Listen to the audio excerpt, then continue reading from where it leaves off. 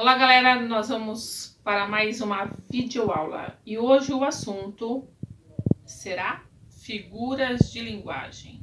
E para que serve figuras de linguagem? As figuras de linguagem, elas servem para dar maior expressividade naquilo que você fala e naquilo que você escreve. Nós utilizamos diariamente, mas muitas vezes nós não sabemos classificá-las. Então hoje é isso que vai rolar na nossa videoaula. Vamos lá para a nossa primeira figura de linguagem, chamada de metáfora. Vocês já ouviram essa palavra? Metáfora? Pois então, a metáfora ela é uma comparação, só que ela é uma comparação direta.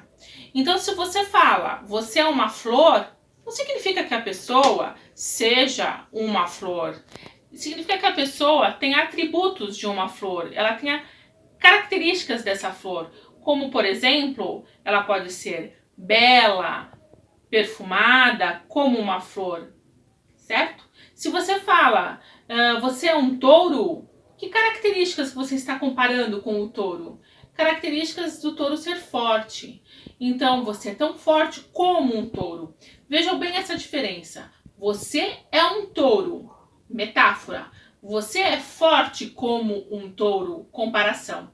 Por quê? Qual é a diferença? A comparação utiliza-se de conectivos para fazer a comparação. Então, como você é tão bonito quanto um gato, você é tão rápido como um avião, você é tão forte como um touro. Então, a gente observa que quando eu vou fazer a comparação, eu uso conectivos, como, quanto, assim e outros conectivos. Agora, é interessante você saber que a gente sempre está utilizando metáforas.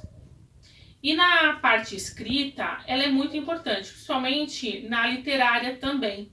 Muitas vezes a gente pega poemas e que a gente precisa interpretá-los e se a gente não conseguir entender a relação que se estabelece, em que essa palavra está sendo comparada, fica bem complicado de você aí gabaritar na prova, tá bom?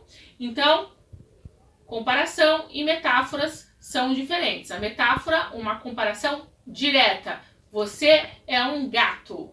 Na comparação, você é bonito como um gato. Compreende que a palavrinha como, tá certo? E na metáfora, não. A próxima que nós vamos é a hipérbole. A hipérbole é a figura de pensamento do exagero. Todas as vezes que nós exageramos, nós estamos fazendo essa figura de linguagem. Então, se você fala, esse ônibus demora uma eternidade. Obviamente, o ônibus não demora uma eternidade, mas você percebe que você exagerou? O ônibus, ele demora muito. Então, para ficar esse muito exagerado, você fala eterno. Eterno é aquilo que não tem fim, certo? Agora, se você usar assim, eu estou morrendo de fome. Você não está morrendo ainda de fome, você está com muita fome, é uma fome exagerada. A garota se acabou de rir. A garota não se acabou de rir, ela riu muito.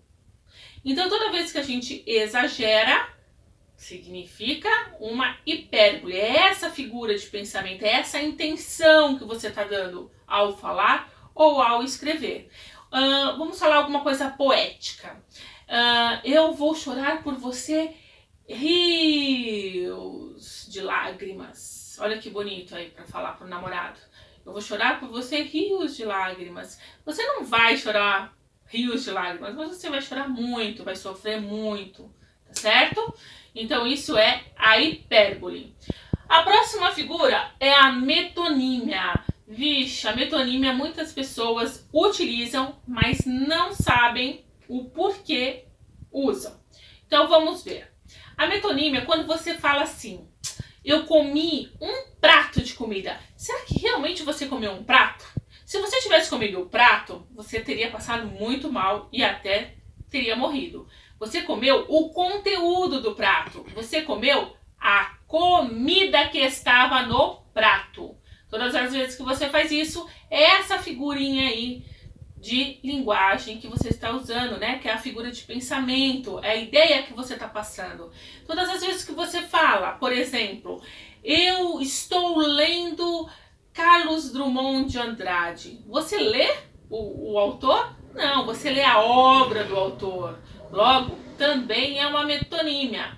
Eu vou assistir a um filme com Tom Cruise. Estou assistindo Tom Cruise. Você não está assistindo Tom Cruise, você está assistindo a um filme em que o Tom Cruise é o ator. E aí, isso também se chama metonímia. Você me dá um copo de água? Não, a gente quer um copo com água. Mas você fala, me dá um copo de água? O copo é feito de água? Não, o copo não é feito de água. O copo contém água. Isso também é uma figura de linguagem que está passando um pensamento. Essas figuras de linguagem que eu estou falando, elas atribuem um pensamento. Elas são figuras de linguagem de pensamento. Agora, por exemplo, quando a gente usa catacrese. O que é catacrese? Olha que nome esquisito. Catacrese. Catacrese é quando a gente não tem nome para dar para aquilo, para aquele objeto, e a gente usa qualquer um semelhante. Então pensa aí no sofá da sua casa. O sofá da sua casa não tem um encosto? Qual é o nome que você dá para esse encosto? Você dá o nome desse encosto de braço. Desde quando o sofá tem braço? Humanos têm braços. Então você usa esse recurso porque é algo que não tem nome. Eu também não sei o nome. Por exemplo, numa xícara, a gente não tem aquela alcinha da xícara, a gente chama, sabe do quê? Aquela alcinha que tem na xícara, quando a gente vai tomar aquele cafezinho, a gente chama de asa. Desde quando uma xícara tem asa? Xícara não voa, não é mesmo? Então, quando você fala que a xícara tem asa, porque aquela parte da xícara é muito semelhante com uma asa. Por exemplo, o pé da cadeira. Cadeira tem pé? Se cadeira tem pé, ela poderia andar. Não, cadeira não tem pé, só que não tem nome. Aquela parte, né, de baixo da cadeira, que sustenta o objeto. Logo, você faz uma comparação de um nome parecido, compreende? Isso é catacrese. Então, tudo aquilo que a gente dá nome, quando ele não tem um nome, a gente coloca algo semelhante. Próxima, sinestesia. O que é a sinestesia? A sinestesia é muito utilizada na linguagem literária. A sinestesia, ela utiliza-se de elementos que fazem você sentir o poema. Como se, por exemplo, se eu escrevesse, sinto o seu perfume ao longe. Você tocou-me como um girassol. Então, percebam que eu estou colocando elementos dos sentidos. Os seus olhos vêm para mim como ondas que eu posso sentir no meu ser. Então, todas as vezes que a gente atribui, né, características dos elementos do sentido, que é o ver, o ouvir, o falar, o tocar, né, as suas mãos de veludo. Então isso é sinestesia, né, sinestésico, parte dos sentidos. E eufemismo. O eufemismo, o que é o eufemismo? O eufemismo é quando a gente abranda a comunicação, quando a gente deixa a situação mais leve. Você não vai chegar, por exemplo, uma pessoa que pergunta pra você, você me acha bonito? Você vai falar assim, se você não acha a pessoa bonita, não, você é horrível, você é feio. Não, isso aí é indelicado, né? Então a gente usa eufemismo, a gente fala assim, não, você é muito simpático, né? Você é muito simpático. Então, a gente utiliza situações em que amenizam.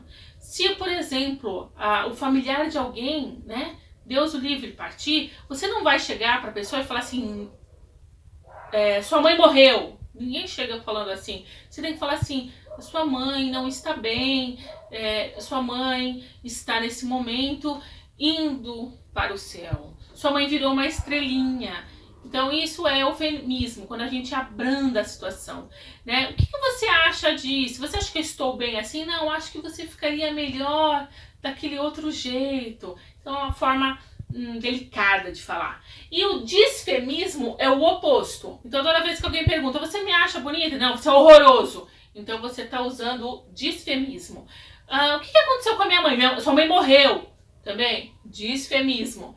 Então, toda vez que você acha que a pessoa é muito grossa, é que ela não está usando o eufemismo, ela está utilizando o disfemismo. Então, galera, essas são as figuras de linguagem que incorporam aí figuras de pensamento quando a gente vai escrever algo muito, né, assim, muito mais assim bonito, muito mais eloquente, muito mais vivaz. Quando a gente quer ser mais expressivo, entende? Então, fica ligado nisso e bora para nossas próximas aulas. Dá um like aqui, se inscreva no canal e não esqueça de dar sugestões e dar alguns comentários.